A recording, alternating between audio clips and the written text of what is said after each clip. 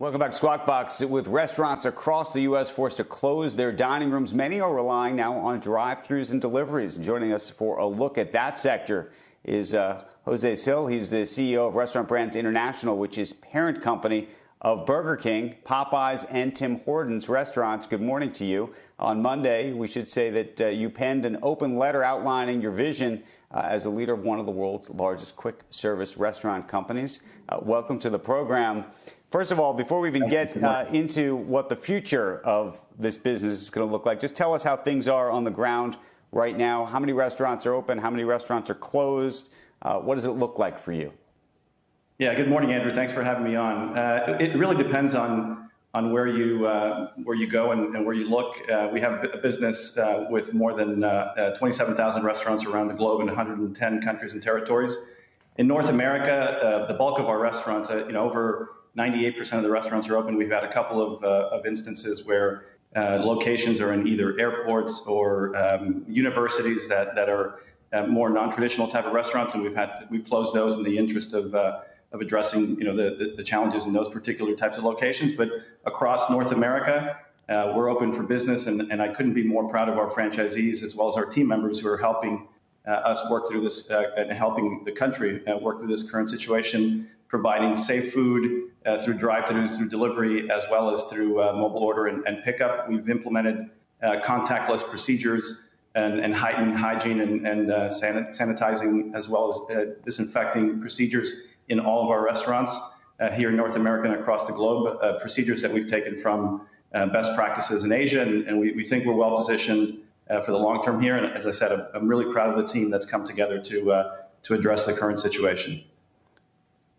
Well, your folks and so many folks like it are on the front line of this and trying to help communities. My question to you is just how difficult it is to actually get employees, frankly, to come to work, given the anxiety about social distancing and about COVID-19. Well, we've worked closely with our restaurant owners, the franchisees, as well as our teams in the restaurants. We put together procedures that address social distancing and ensure that we can do our jobs in the restaurants safely and with social distancing as a front and center approach. We've implemented, as I said, heightened hygiene and cleaning procedures. We've also announced recently that we're going to be getting thermometers to the restaurants very soon to be able to even address concerns around health even further to ensure that all the restaurants and team members are safe and delivering food safely to our guests. What does the future of this business, do you think, look like?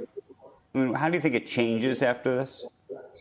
Well, I couldn't be prouder of the work folks are doing, both internally in our teams as well as with our franchisees. I think our business has been preparing for a shift to off-premise for quite some time. So we've invested in technology, we've invested in digital teams, and our restaurants today in North America and across the globe are well positioned to be able to deliver food off-premise, whether it's through third-party aggregators, through our own app. And so we're well positioned to continue to serve guests or great tasting food or safe food in any service mode.